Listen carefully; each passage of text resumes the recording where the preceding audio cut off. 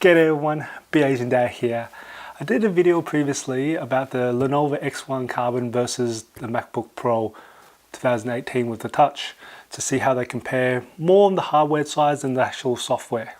And there was a few things I missed out, so I thought I'll just do a follow-up video with a few more comparisons so you can actually see which I actually did forget. Now if you haven't seen that video, I will put the link in the description below, so be sure to check that video out after you've seen this video. It's actually quite interesting to see. Now this X1 Carbon is a different X1 Carbon to the previous X1 Carbon I did a review on the first video. This one actually has a touchscreen. So it's actually very useful having a touchscreen sometimes for some applications, whereas the MacBook Pro cannot be configured with a touchscreen. Now with the touchscreen, the resolution is different on the X1 Carbon. It's a little bit lower. It is 1920 by 1080, whereas the MacBook Pro is still 2560 by 1600. Now, the previous model I did review on this one, which didn't have the touchscreen, but it had a higher resolution one. That one goes up to 2560 by 1440. So it's still not as high as the MacBook Pro, but in reality, I still find the 1080-20 still does a fine job, and you get the functionality of a touchscreen. The other thing I like to add that the X1 Carbon does have over the MacBook Pro is an extra pointer. Now, I'm actually not sure what the technical name for it. I actually give it a name called the G spot, simply because it's right next to the G key. Now this is also a pointer. Supposedly it's an old thing that they've had for a long time, and it's for you to use your thumb or finger, so you don't actually have to use the touchpad to move the cursor. I think it is also when you're doing touch typing, you can actually then use the thumb to actually move the mouse without having to move it from the home keys for touch typists. If you know the name of that pointer, put it in the comment below. I'd love to hear what the technical name is for, but for me at the moment, I still call it the G spot. Both of the webcam cameras are 720p, but the Lenovo have done a little something different with the touchscreen model.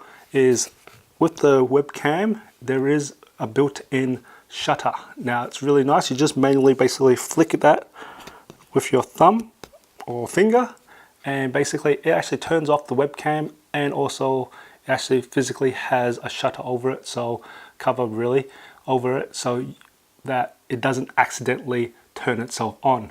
That's pretty sweet, Lenovo. Instead, with the MacBook Pro, you'll see the whole good old blue tack or electrical tape over the webcam for people who don't really use it and don't want to see it activate accidentally. One of the advantages of the X1 Carbon I like to bring your attention to, which I didn't cover in the previous video.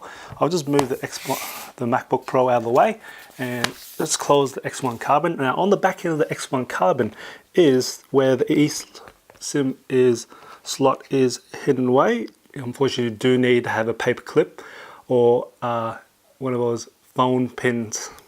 So give it a nice little poke, and what underneath there is hidden away is micro SD card reader. How good is that? Which means the X1 Carbon, you can upgrade its memory just with a little slot of the micro SD card if you just need to have something hidden away, and you won't be losing that anyway. So it's just nice to be able to get some more memory on if you bought a lower spec model, or if you just have so much data that you need to travel with anyway. So it's great. They might not be quick, but at least you can expand it. You don't have these USB hanging off them, and it's pretty much going to be sitting there, and you've actually got this cover pretty much protecting it, so you're not going to lose it anyway. So that's a nice little feature from Lenovo. Good on you, Lenovo.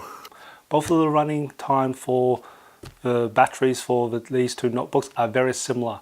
Now this X1 Carbon is rated to be around about 11 hours for average use, whereas the MacBook Pro is around about 10 hours on average use. Now, I've had a question about the X1 Carbon quick charge. Now, it does around about 70 to 80% charge of the battery with 1 hour charge. Now, with the MacBook Pro, it does also 80% charge on 1 hour charge. Now, the reason for that, for the MacBook Pro being able to keep up with the quick charge feature of the X1 Carbon, is that the MacBook Pro has a bigger power adapter. Now that power adapter just spits out a lot more throughput of power to charge the MacBook Pro, and that's why it doesn't actually have a quick charge feature. Looking at the power adapters here, we've got the Lenovo at the top there at 65 watts, and the Apple is 61 watts for the 13-inch, and the 15-inch runs are 85 watt one.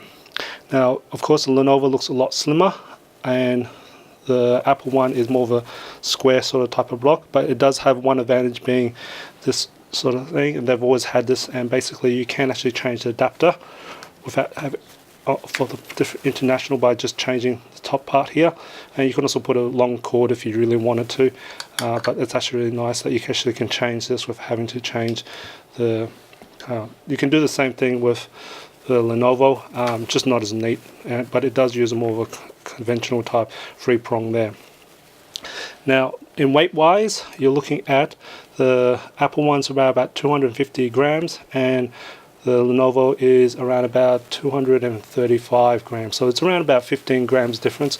So Lenovo is a lighter overall, compact overall, it's just lighter.